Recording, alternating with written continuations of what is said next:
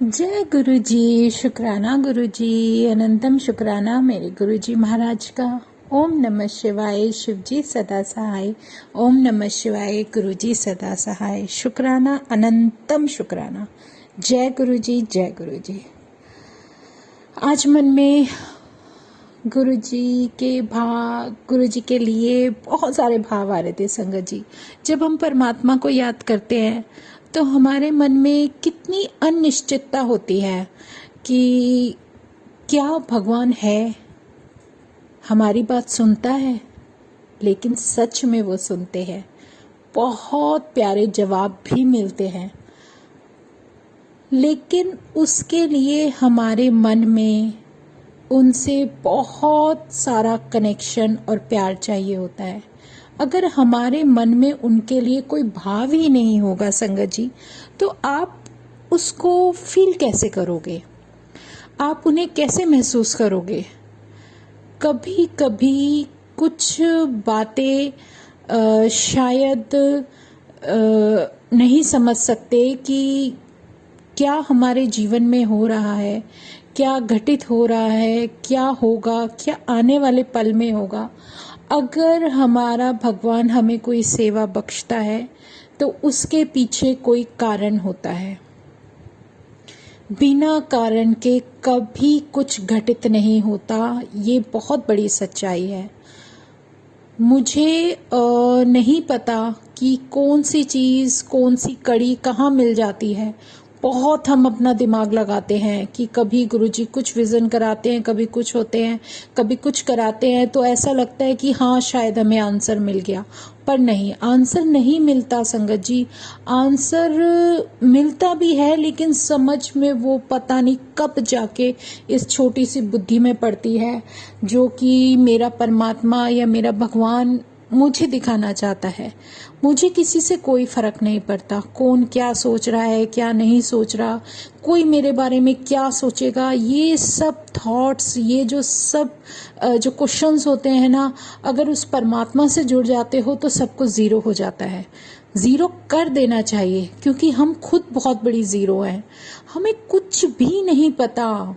मेरे जैसा आप मुझे लगा लो कि मुझे कुछ भी नहीं पता था, लेकिन बचपन से भगवान से जुड़ी थी। ये उसी की मेहर थी कि उसने अपने चरणों से लगाकर रखा, या भगवान शिव ने किस तरीके से कितना अटैच रखा। कभी अकेला महसूस नहीं होने दो, बिल्कुल भी नहीं होने दिया। सच में संगत जी, क्योंकि जिस तरीके से मेरी लाइफ की जर्नी रही है, जो भी जीवन रहा है, मैं उस पर ज़्यादा एक्सप्लेन नहीं करूँगी, क्योंकि वो मैं पहले बता चुकी हूँ सबको।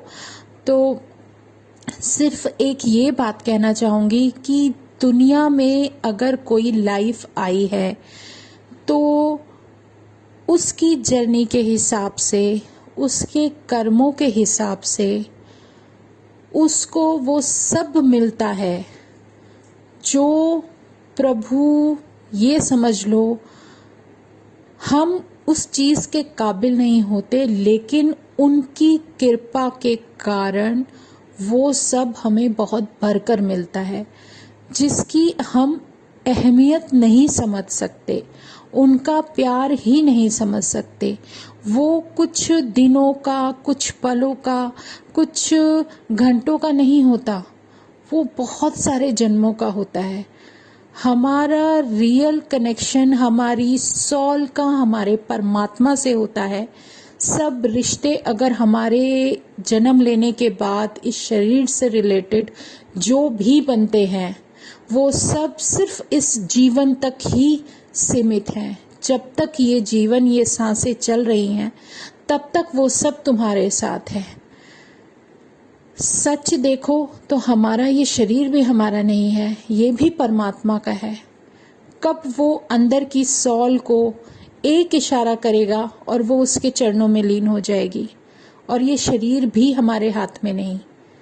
जब सॉल ने इस शरीर को छोड़ा तो ये भी मिट्टी है, और ये वो मिट्टी है संगत जी, जब इसमें से सॉल चली जाती है ना, तो आपके ये जितने रिलेटिव्स होंगे ना, जितने रिलेशंस होंगे वो आपको शायद ही एक दिन भी आपके घर पे छोड़े। उन्हें बस ये परवाह होती है कि जितनी जल्दी जाके इनका अंतिम संस्कार कर दिया जाए उतना बेहतर है, क्योंकि ये कुदरत ही ऐसी है। इस कुदरत के नियम ही बहुत कड़े हैं। कुछ दिन के लिए कोई याद रखता है, बाकी कुछ नहीं। जीवन की हकीकत बहुत कड़वी होती है। हम जितना मैं मेरा मेरा लगाकर रखते हैं उतना ही हमारा कुछ भी नहीं होता, कुछ भी नहीं होता। और जितना हम इन चीज़ों में उलझने के बजाय अगर अपने जीवन को एक ऐसे रास्ते पर लेकर चले कि हमें उस प्रभु का सिमरन भी करने को मिले, अपनी जिम्मेदारी भी निभाते रहें, तो इससे बेहतर चुनाव कोई हो ही नहीं सकता। कुछ दिनों से मन में भाव तो बहुत आ रहे थे संगत जी, लेकिन वही है कि शेयर तभी कर सकते हैं जब वो प्रभु करवाता है या वो सिमरन करवाते हैं। हमारे गुरुजी महाराज, हमारे पूर्ण गुरु, जो हमें बार बार आदेश देते हैं कि गुरबानी से जुड़ो। गुरबानी जितना सुनोगे उतने तुम्हारे क्वेश्चंस जितने दिमाग में बनते जाते हैं, जो पल पल आते हैं, जो हर बात को जानना चाहते हैं, उनके आंसर मिलते चले जाते हैं। आपके अंदर अपने आप को इतनी ज़्यादा स्ट्रॉन्गनेस फील होगी कि आप अपने आप को अपने परमात्मा से कनेक्ट करके देखने की शक्ति पाते जाओगे। सच में बहुत सारे क्वेश्चंस दूर हो जाते हैं। कुछ भी नहीं रखा सिवाय उसके इस जीवन में। हमारे जीवन का असली सच वही है। उसके जो चरणों में, जो शिव चरणों में, जो गुरु चरणों में हमें स्थान मिलता है, वो बहुत किस्मत वालों को मिलता है। बहुत बड़ा नसीब होता है कि हम उनके चरणों में गिर सके या सजदा कर सके। अगर उनकी मर्जी ना हो तो शायद हम वहाँ जाकर मत्था भी ना टेक सके। उन्होंने कुछ सोच समझकर ही हमें कुछ रास्ता दिखाया होता है। हमारे जीवन में चलने के लिए जो भी हमें वो बताते हैं, समझाते हैं, तो वो हमारे लिए बेहतरीन होता है, क्योंकि हम नहीं जानते हमारे जीवन में आने वाला पल कैसा होगा या हमें क्या परिस्थितियों का सामना करना पड़ेगा, लेकिन वो सब जानते हैं। उन्होंने सब कुछ इस तरीके से प्लानिंग करके रख दिया होता है कि हमारे जैसे लोगों का सिर्फ उस रास्ते पे चलने का अगर विश्वास होगा तो अपने वक्त, अपने समय पर वो सब मिलता चला जाएगा जो आपके लिए बेहतर होगा। लेकिन मिलेगा तभी जब उसके द्वारा निर्धारित समय होगा, और वो समय उनको पता है कि हमारे लिए कौन सा बेहतरीन है और हमारे लिए कितना सही होगा। वो डिसीजन उन्हीं के हाथों में होता है। बस इस बात का सब्र रखना बहुत ज़रूरी है। एक शब्द है संगत जी, राम राम करता ये जग फिरे, राम न पाया कोई। बहुत प्यारा शब्द है। गुरबानी में जब हम कुछ सुनते हैं तो उसका इतना प्यारा अर्थ निकलता है कि सच में जिस राम को, जिस भगवान को, जिस नाम को ढूंढने के लिए हम इधर उधर फिरते रहते हैं संगत जी, भागते रहते हैं, दौड़ते रहते हैं। कोई कुछ बता देता है, कोई कुछ बता देता है। ये सब वो प्रभु देख रहा है और हंस रहा होता है कि इस इंसान को मैं कितनी समझ दूं, कितना समझाऊं कि अगर तुमने अपने जीवन में मुझे पाना है तो अपने अंदर स्थिरता लाओ, सच्चा मन लाओ, सच्चाई लाओ, और अपने मन में जो करुणा, जो दया प्रभु जानता है, चाहता है कि हमारे अंदर हो, किसी को कुछ देने की भावना हमारे अंदर हो, तभी तो हम कुछ पा पाएंगे। उन्होंने ही समझाया है कि आपको बांटना सीखना चाहिए। आपके पास कम है तो कम बांटो, ज़्यादा है तो ज़्यादा बांटो, लेकिन बांटो। जितना प्रभु ने दिया है आपके लिए बहुत दिया होगा, उससे अलग जो भी आप दे सकते हो आप दो। और जो चीज़ आपको ज़्यादा चाहिए, जो बांटोगे वही आपको वापस मिलेगी। चाहे वो आपकी अब्यूज़ लैंग्वेज हो, सच है ये बहुत बड़ा। आप किसी को एक गलत शब्द बोलो, आपको रिटर्न में 20 शब्द अलग से सुनने को मिल जाएंगे। और अगर आपको प्यार चाहिए तो आप प्यार बांटो। आपके अंदर ऐसी भावना होनी चाहिए, करुणा की भावना होनी चाहिए कि आप चाहे किसी भी जगह, किसी भी लेवल पर खड़े हो, आपको अगर अब आपके खुद के स्टैंडर्ड से नीचे कोई व्यक्ति दिखता है तो उसके अंदर आपको स्मेल नहीं आनी चाहिए कि आप फील करो ओह ये कहाँ से आ गया। वो जो एक फीलिंग होती है ना संगत जी, वो बहुत गलत होती है। आप अपने आप को इतना ऊपर समझने लगते हो, एक एटीट्यूड, एक घमंड आ जाता है कि आपको अपने सामने हर कोई छोटा लगता है। हर किसी के अंदर से बदबू आती है। कोई आपको टच भी कर दे, उफ ये कौन है जिसने मुझे टच कर दिया। ऐसी जो भावना आपके अंदर आती है ना, तो समझ लेना आपके अंदर बहुत ईगो भरी हुई है और आप परमात्मा से अभी बहुत दूर हो। अगर आपके दिल में दया, करुणा भाव है, तभी आप उस पथ पर धीरे धीरे आगे बढ़ सकते हो जहां परमात्मा से हमारा मिलना होता है।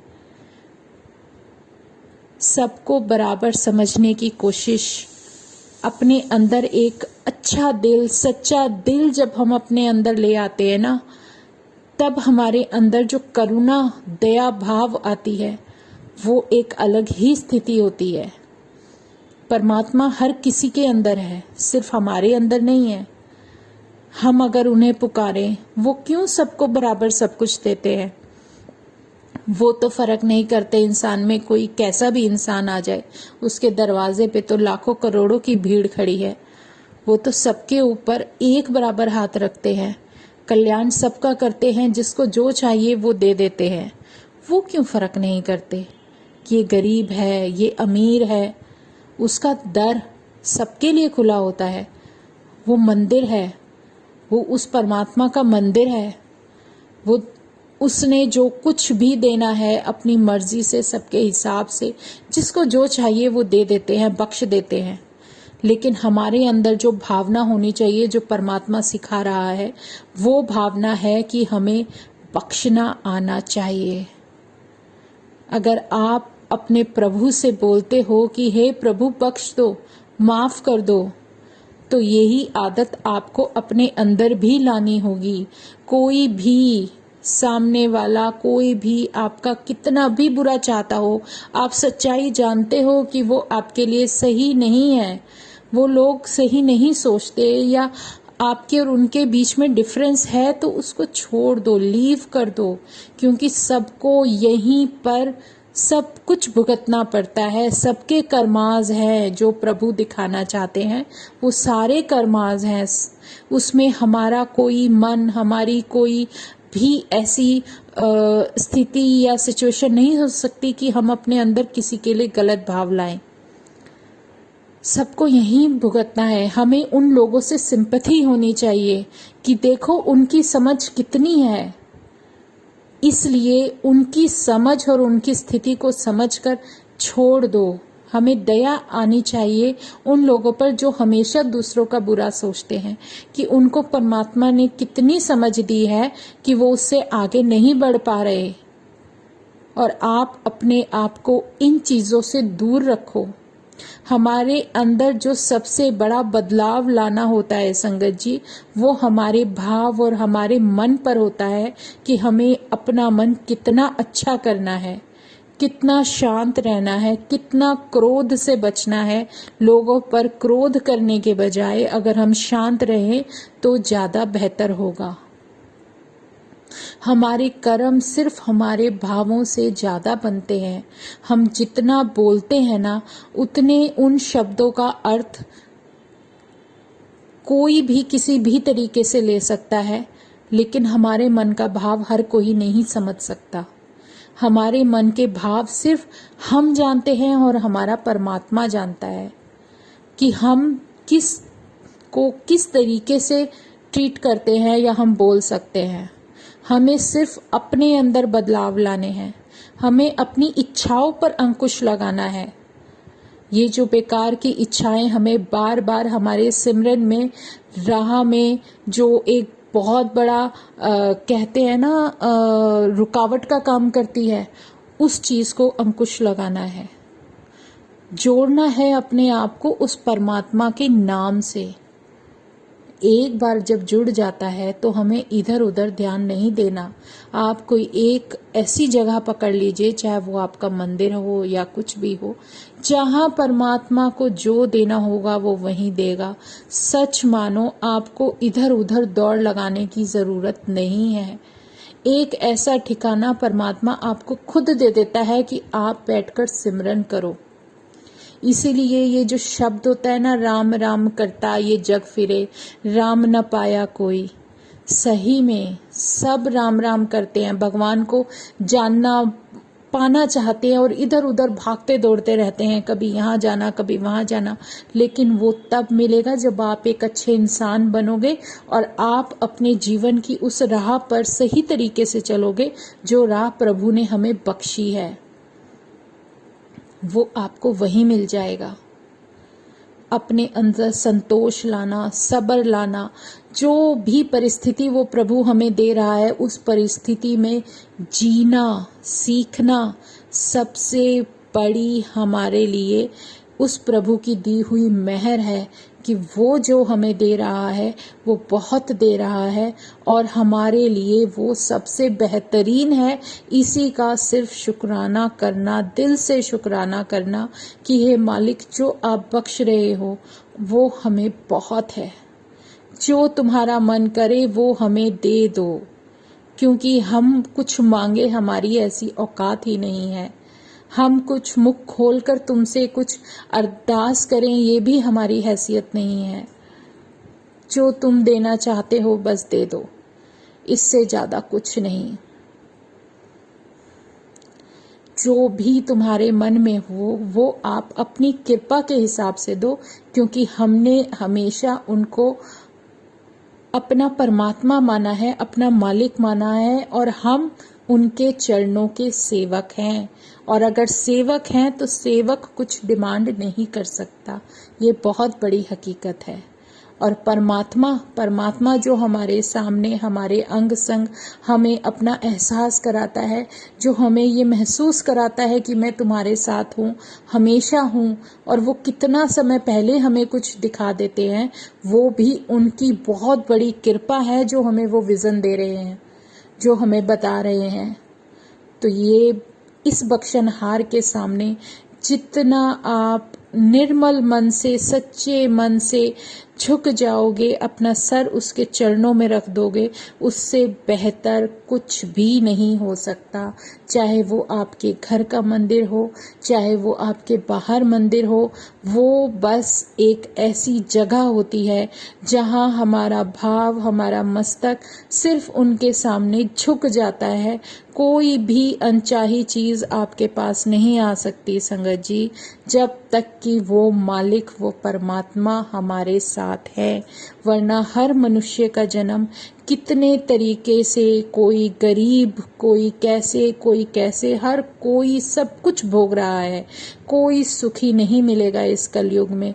इसीलिए परमात्मा को पाने के लिए लोग भागे चले जाते हैं। किसी को कुछ दुख उठाने पड़ते हैं, किसी को कुछ दुख उठाने पड़ते हैं, लेकिन दुख उठाने पड़ते हैं क्योंकि हमारे कर्मास का चक्र ही कुछ ऐसा चल रहा होता है जिस चक्रव्यूह से हम नहीं बच सकते। और अगर हमें उस चक्रव्यूह से बचना है तो हमें अपने परमात्मा का सिमरन और उसका नाम जपना ही पड़ेगा। उस गुरु के, उस पूर्ण गुरु के अलावा हमें इस चक्रव्यूह से कोई नहीं बचा सकता संगत जी। ये बहुत बड़ी सच्चाई है। चाहे आप कोई भी ग्रंथ उठा के पढ़ लो, कुछ भी कर लो, सब कुछ कर्मास का खेल है। जो कर्म हम करते हैं वो काटने पड़ते हैं। ये कर्म तो हमें काटने ही पड़ेंगे, भोगने ही पड़ेंगे, लेकिन ये पूर्ण गुरु का आशीर्वाद है, उसकी कृपा है कि वो हमें अपने चरणों में स्थान दे देते हैं और हमारे 90% तो ऐसे ही खत्म कर देते हैं। और हम परसेंटेज पर भी नहीं जा सकती, हमें पता ही नहीं कि हमारे कर्मास कैसे हैं। तो वो जो भी बख्श दे वो बहुत है, और वो बख्शनहार जब बख्शने पे आता है तो हम नहीं जानते हमारे ऊपर उसकी कितनी कृपा है। उसका साथ अगर हमें मिल जाता है, वो बख्श देता है वो मालिक, तब हम जो कुछ भी सहते हैं ना संगत जी, सोच लेना बहुत कम है जिसको, जो कर्म काटने के लिए, भोगने के लिए हम बर्दाश्त भी नहीं कर पाते। हमारा जीवन, हमें ऐसा लगता है जैसे कुछ समय के लिए ठहर गया हो, लेकिन वो हमें कर्मों का भुगतान करना ही पड़ता है। सब कर्माज हैं, सब कर्माज और कुछ नहीं। लेकिन इस कर्मों के चक्रव्यूह से अगर कोई बचा सकता है तो वो हमारा पूर्ण गुरु बचा सकता है, हमारा महाशिव बचा सकता है, क्योंकि ये शिव ही है जो कलयुग में हमें हर किसी चीज से बचा सकता है। कर्माज हो या आपका जीवन है, आपकी लाइफ देने वाला है, आपको यम से बचाने वाला है, आपके कर्मों को माफी देने वाला है। जो कुछ भी आप लगा लो, सिर्फ वो शिव है, और शिव ही सत्य है, बहुत बड़ा सत्य है हमारे जीवन का। जिस महाशिव ने ये धरती बनाई, ये सृष्टि बनाई संगत जी, उनके चरणों में अगर हमें थोड़ी सी भी जगह मिल जाती है तो हमें अपने आप को धन्य मानना चाहिए। उसकी कृपा इतनी बड़ी होती है कि अगर हम चाहें तो उस परमात्मा के साथ अपने आप को उनके चरणों में अगर अर्पित कर देते हैं तो उससे बड़ा जो हमारा कल्याण होगा ना, वो कहीं नहीं हो सकता। ये शिव ही है जो हमें किसी चीज से भी बचा सकता है। आप ये मानो, एक